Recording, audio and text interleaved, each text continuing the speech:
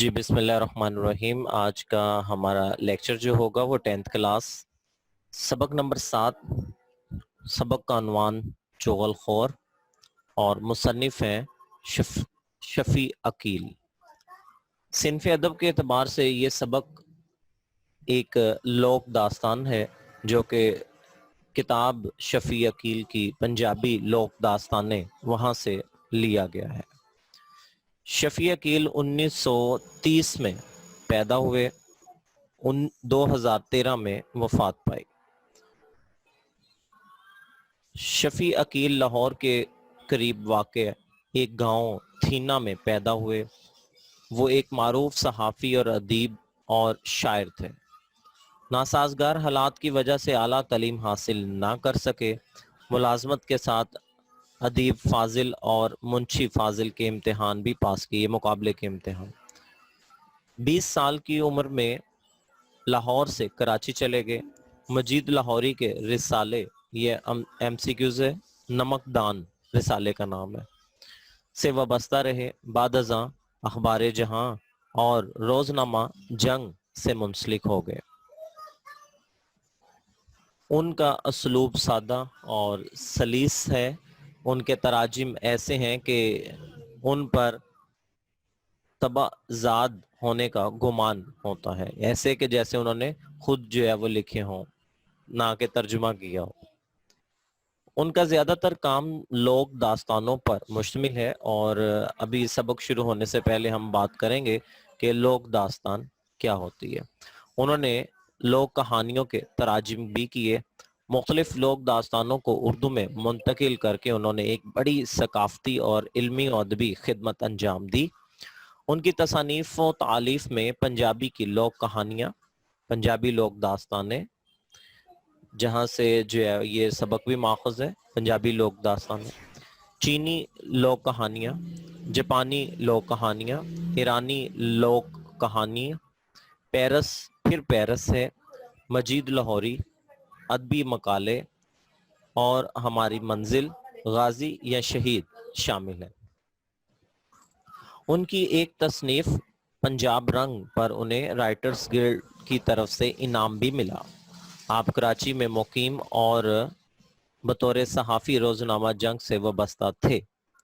یہ تھا بیٹا جی تعارف شفیع عقیل کا، اور آئیے اب ہم سبق کی طرف بڑھتے ہیں۔ جیسا کہ میں نے شروع میں آپ کو بتایا کہ یہ سبق جو ہے صنف ادب کے اعتبار سے ایک لوک داستان ہے، ایک لوک کہانی ہے۔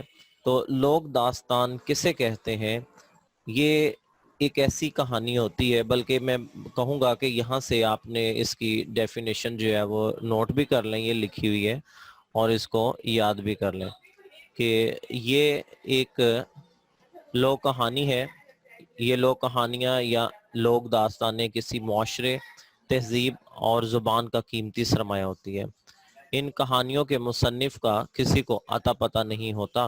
یہ کہانیاں سینہ بہ سینہ، یعنی کہ ایک آدمی سے سن کر دوسرے آدمی کے سے چلتی تھیں، ایک نسل سے دوسری نسل میں منتقل ہوتی رہتی ہیں۔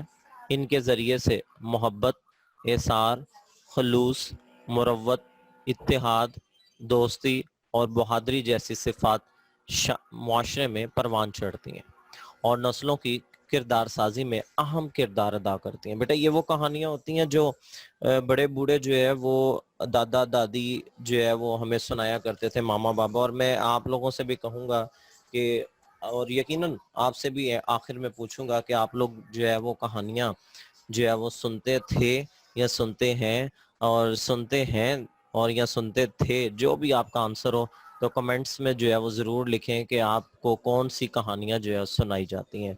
تو کہانی جو ہے وہ ایک لازمی جز ہے جناب، بچوں کو لازمی جو ہے وہ سنانی چاہیے ایسی کہانیاں جن سے ان کی اخلاقی تربیت ہو، جن سے ان کو انسپائریشن ہو، وہ ڈٹرمینیٹ ہوں۔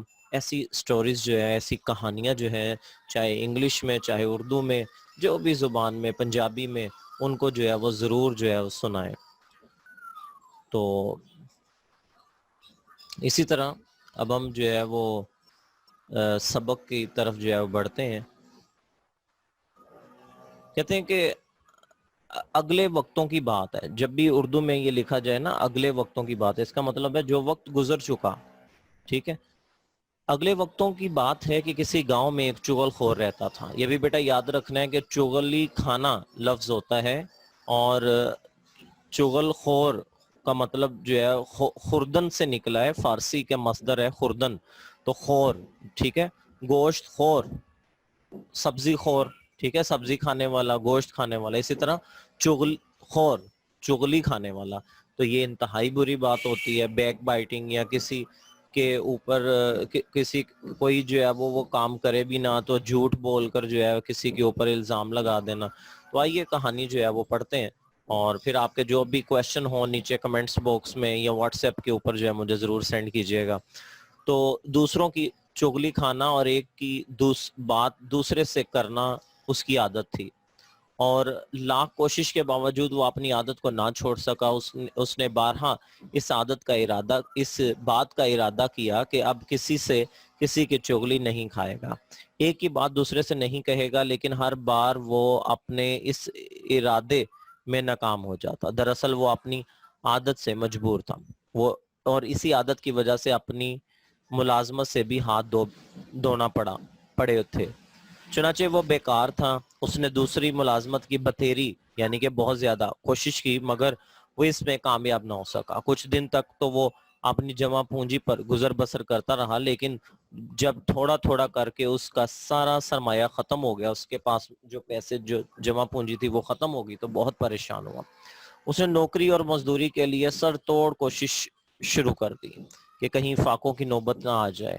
مختلف لوگوں سے کہا، در در کی خاک چھانی، ایک ایک کے پاس گیا، مگر مصیبت یہ تھی کہ چغل خور ہونے کی وجہ سے اسے کوئی بھی اپنے پاس ملازم رکھنے پر تیار نہ ہوتا تھا.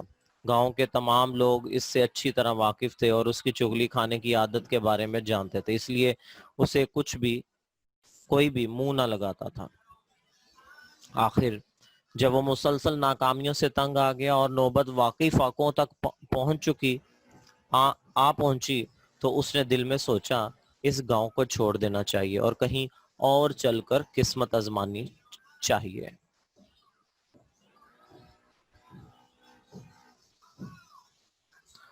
چنانچہ اس نے تھوڑا بہت ضروری سامان لیا اور گاؤں چھوڑ کر سفر پر روانہ ہو گیا تاکہ کسی گاؤں یا شہر میں جا کر محنت مزدوری کرے.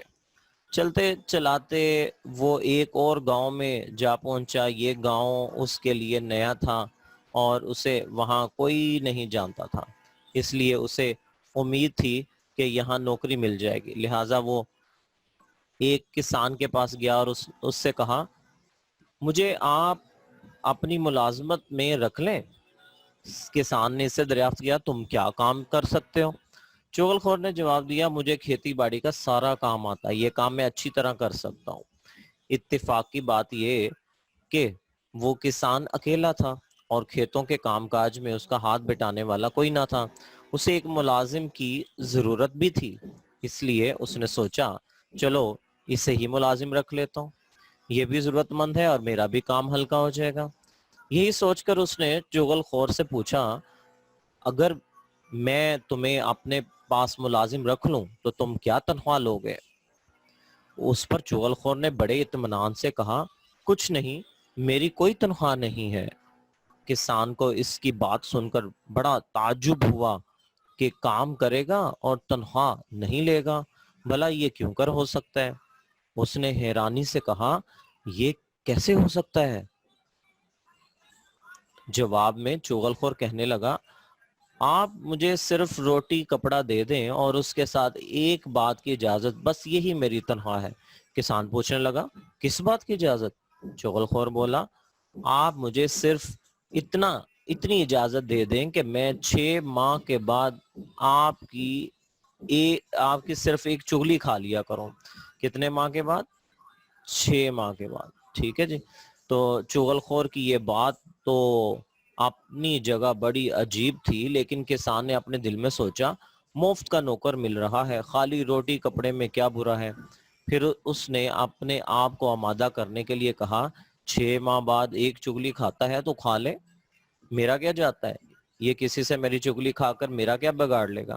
میرے پاس کون سے راز ہیں جو ظاہر ہو جائیں گے؟ مجھے تمہاری یہ شرط منظور ہے۔ چنانچہ چغل خور کسان کے پاس ملازم ہو گیا۔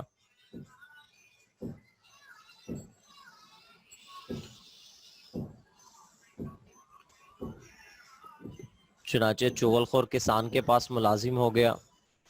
وہ کام بھی اسی کا کرتا تھا اور اسی کے گھر میں رہتا بھی تھا۔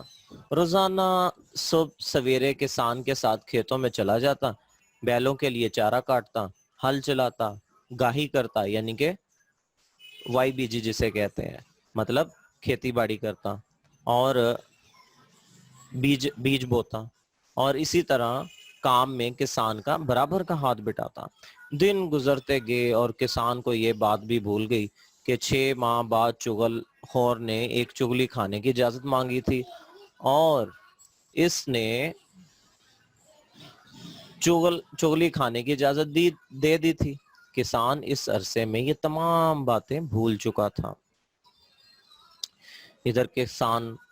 ادھر چغل خور کو کسان کے ہاں ملازم ہوئے 6 ماہ بیت چکے تھے اور اب اس کا دل چاہ رہا تھا کہ کسی سے کسان کی کوئی چگلی کھائے۔ وہ 6 ماہ سے اب تک اپنی اس عادت پر جبر کیے ہوئے، کنٹرول کیے ہوئے، رکے ہوئے تھا، مگر اب معاہدے کی مدت ختم ہونے پر اپنے آپ پر قابو پانا اس کے بس میں نہ تھا۔ چنانچہ جب وہ اپنی عادت سے بالکل مجبور ہو گیا تو اس نے سوچا اب چاہے کچھ ہو میں کسان کی چگلی ضرور کھاؤں گا، اور اب تو معاہدے کے مطابق میرا حق بھی ہے۔ تو جناب ایک روز کسان حسب معمول اپنے کھیتوں میں گیا ہوا تھا اور گھر میں اس کی بیوی اکیلی تھی۔ یہ دیکھ کر چغل خور کسان کی بیوی کے پاس گیا اور بڑا ہمدرد بنتے ہوئے کہنے لگا، اگر تم برا نہ مانو تو میں تم سے کچھ ایک بات کہوں؟ کسان کی بیوی بولی، ضرور کہو، اس میں برا منانے کی کیا بات ہے؟ چغل خور اور بھی زیادہ ہمدردی جتاتے ہوئے بولا، اس میں تمہارا ہی بلا ہے۔ یہ سن کر کسان کی بیوی کو کچھ شک سا ہوا۔ اس نے دل میں سوچا ہو نہ ہو کوئی خاص بات ضرور ہے۔ یہی خیال کر کے وہ کہنے لگی، پھر تو ضرور کہو، وہ کیا بات ہے؟ جواب میں چغل خور بڑے رازدارانہ انداز میں بولا، دراصل کسان کوڑی ہو گیا ہے۔ کوڑی کہتے ہیں ایک مرض، یوں سمجھ لیں الرجی ہو جانا جسم کو، ٹھیک ہے؟